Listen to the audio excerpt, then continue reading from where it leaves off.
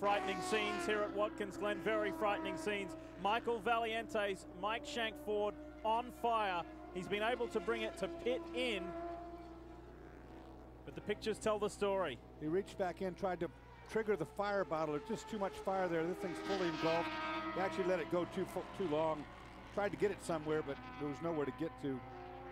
This is a disaster for the Mike Shank organization. We saw the car in pit lane, engine had been overheating. Obviously it popped on him, and he was kind of in no man's land there. There was really not a good corner station to pull the car off to. He couldn't afford to bring it all the way down to the pit road with all the fuel rigs there.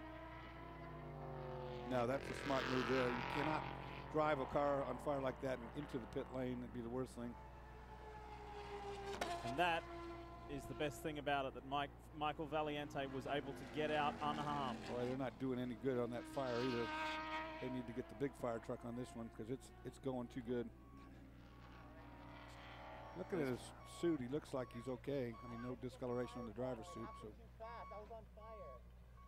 And that's Brian Frizzell, his co-driver, his teammate.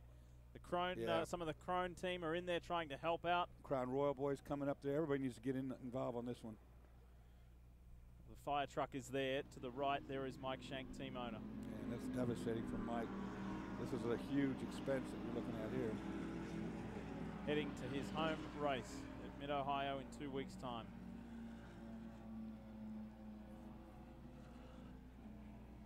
These are obviously scenes you never want to see. The good news and the most important news is that Michael Valiente is out of the car, but for any car owner, that is a major hit to take at this stage of the season. I mean, these boys are struggling to get through on the budget they have available, and this is a lot of damage to that race car with a race coming up in 2 weeks' time. No. Here's where it first starts. I think it probably, I don't know if it was a blown engine. I think the car's still running right now, but it's fully on fire underneath. Michael's trying to find a fire truck or a fire station that he wants to pull over to and try to get the car put out, and he's looking around. That's why he's continuing to drive like that. The bad news is that he's not finding anything, and the fire just is getting worse and worse because it's being fed by, I would assume that's being fed by oil. Now he's decided to ditch it, but see, definitely got oil coming out. Let's hear from Michael Valiente. Well, the good thing is Michael Valiente looks okay. Michael, what happened with the 6 car? The motor was going away halfway through the race. We were just struggling with power, and it just happened so fast. The engine blew. I think the same thing happened to AJ, and it caught on fire, almost faster than I can get out of the car. So I'm lucky because flames were, seemed like they were coming through the car, and these guys work so hard. It's too bad the car caught fire.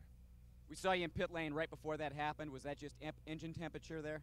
I lost my dash, and the engine, ever since the start of the race, we ran pretty strong there, and then it just started diving once Brian got in the car, and I didn't know, and I don't know if they had telemetry or not. They called me in, and it just blew. It just went so fast that nothing I could do. Well, most importantly, Michael Valiente is okay. All the safety systems in the car worked. However, that car, you can see, it really burned down to the ground there.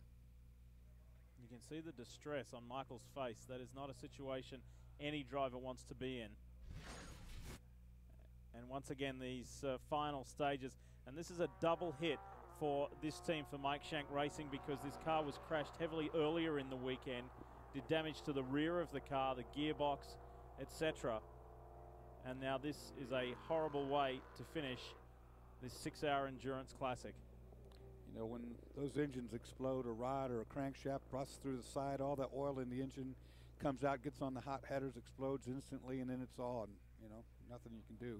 And he's right, it happens just like that. To the man behind the name, here's Mike Shank. Well, Mike Shank's been sitting here watching it on television. Mike, most importantly, Michael Valiente is okay. But a hit like this to your team, especially you've got your most important race coming up here in 2 weeks. Are you guys going to be on the racetrack when we get to Mid-Ohio? I have no idea. I have no idea. The best thing is that Mike's okay. It's metal, it's carbon, it's a motor. We can put it back together, and we'll see what we can do. We'll try to be at Mid-Ohio. How does a team rebound after something like this? I don't know. I haven't gone through this before, so I'll tell you here in 2 weeks. Well, you can really see the emotion there on Mike's face. He puts everything into this team. So often we see them doing so well, but obviously this is going to be a struggle getting him in Ohio. 2 weeks is going to feel like 2 days. Well, and we know what will happen now. We saw this before when the SunTrust lost their car. Every team now will chip in. They'll all come over and look at this. They'll offer parts. They'll offer support. They'll do everything they can for Mike Shank to be able to get him to that race in 2 weeks. We talk a lot about the rivalries and the intense competition. This Grand-Am family is just that. And it'll dig in to ensure that Mike Shank is at Mid-Ohio.